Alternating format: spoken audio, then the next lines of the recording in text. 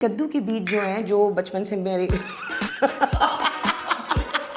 कद्दू के बीज नहीं हो सकता। मैंने कहा मैं इग्नोर कर दी, फिर जब तुम मुझे यूं नजर आई।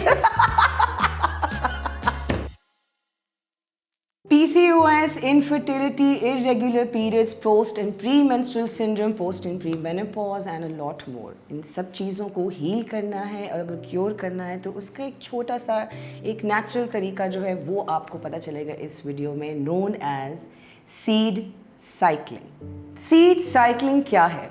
सीड साइक्लिंग आपके जो मंथली पीरियड्स हैं उसमें कुछ फेजेस आते हैं जिसमें आपको डिफरेंट किस्म के सीड्स जो हैं वो कंज्यूम करने हैं। नाउ ये बीज कौन कौन से हैं? 4 किस्म के बीज हैं। सबसे पहले दैट इज पंपकिन सीड, कद्दू के बीज, अलसी के बीज, फ्लेक्स सीड्स, सनफ्लावर सीड्स, सूरजमुखी के बीज, सेसमी बीज जिसको कहते हैं तिल, सफ़ेद तिल। नाउ ये जो चारों सीड्स हैं ये अपने अपने तौर पर बहुत ताकतवर हैं, लेकिन इन सबको जब आप मिला के एक पर्टिकुलर रिदम में या एक पर्टिकुलर स्केड्यूल के साथ उसको अगर आप कंज्यूम करेंगे तो उसके मज़ीद फ़वाद आपको मिलेंगे।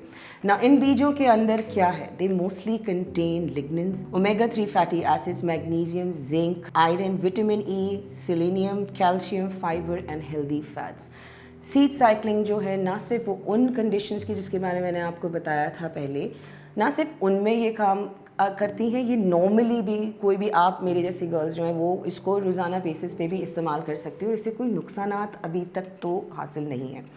सीड साइक्लिंग जो है वो सबसे पहले तो प्रेग्नेंट औरतें और अगर उनको if they have high BP वो इसको कंज्यूम नहीं कर सकते। इसको मर्द, औरतें और बालिग बच्चे जो हैं वो काफ़ी अच्छी तरीके से कंज्यूम कर सकते हैं। इन सीड्स को चाहे आप कोई सी भी फेज़ में हो और आप कभी भी कंज्यूम करें, इन सीड्स को ऐसे ही पानी के साथ दवा समझ के नहीं निगलना है। You will have to crush it या आप इसको पाउडर बना लें, लेकिन किसी तरीके से आपको you have to break these seeds so that उसकी ताकत और सब कुछ आपको अच्छे से आप कंज्यूम कर सकें और वो आपकी फाइबर जो है वो अच्छे से आपकी स्टमक को जो है ना वो कोट कर सके।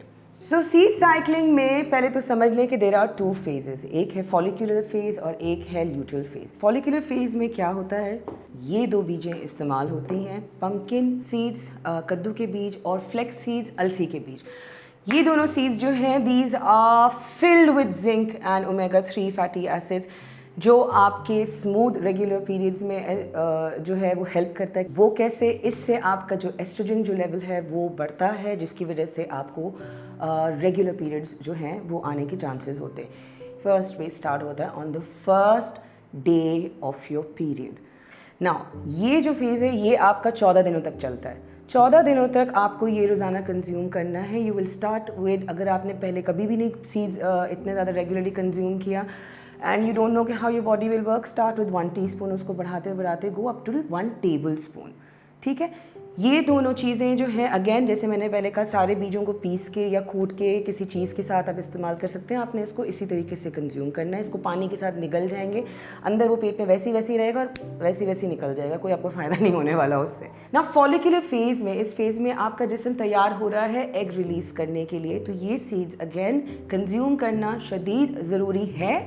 और प्री मेनोपॉज जो आपके जो ट्रांजिशन जो है टूवर्ड्स मेनोपॉज जो है वो आपके जो फेज़ है उसमें भी आपकी मदद करता है। In short as I said, seed cycling is for every age and for every type of girl and woman and GP. This is now the second phase. Now luteal phase जो है वो आपकी 15th डे से लेके 28 days तक की ये cycle चलेगी। ये फेज़ इतने दिनों का। अगेन आपको इसके अंदर 2 बीज कंज्यूम करने हैं। रिमेंबर कर लें, जो मुझे जिस तरीके से अब याद है, एस से जो बीज है ना वो ल्यूटल फेज़ में है, that is sesame seeds and sunflower seeds. ये जो फेज़ है इसमें प्रोजेस्टेरॉन जो है वो बूस्ट होती है। प्रोजेस्टेरॉन जो है वो आपके जो ओवरीज में जो एक आप कहेंगे यूट्रिन लाइनिंग जो है एक तह जो है वो बनाती है जो इसके अंदर आपकी जो एग जो है वो सिक्योर रहता है। So once the egg is released to secure it, this cycle comes in place.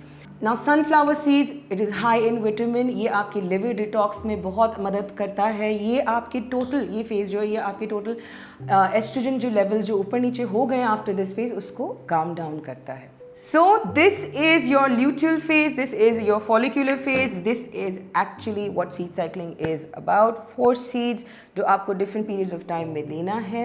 जिनको periods नहीं हो रहे हैं या उनको irregular periods हैं और उनको नहीं पता कि उनको कब periods आएंगे कब नहीं आएंगे, उनके लिए क्या किया जाए?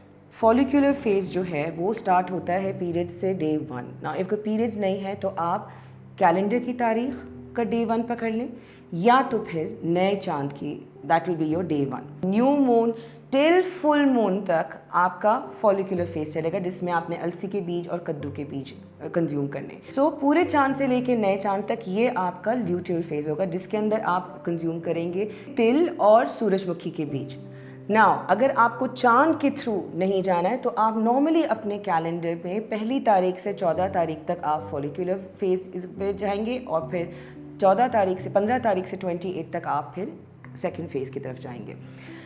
अब अगर आपको पीरियड्स नहीं आ रहे और आप सीड साइकिलिंग कर रहे हैं, और आप लेट्स से कि आप यही खा रहे हैं, आप किसी भी सीट पर हैं, कुछ भी कर रहे हैं और आपको पीरियड्स हो जाते हैं, तो आपका डे 1 अगेन स्टार्ट हो जाएगा with follicular phase. So first day of period, चाहे वो फिर जब भी आए महीने के अंदर, इंशाल्लाह ताला अल्लाह करे आता है, तो फिर ये वाला फेज से स्टार्ट करेंगे, एंड देन उसके 14 दिन के बाद ये ना ये सीड साइकिलिंग आपको कम से कम, अगर आपको कोई भी किस्म के रिजल्ट्स देखने हैं तो वो 1 महीने 2 महीने नहीं, you have to at least try it for 3 to 4 months।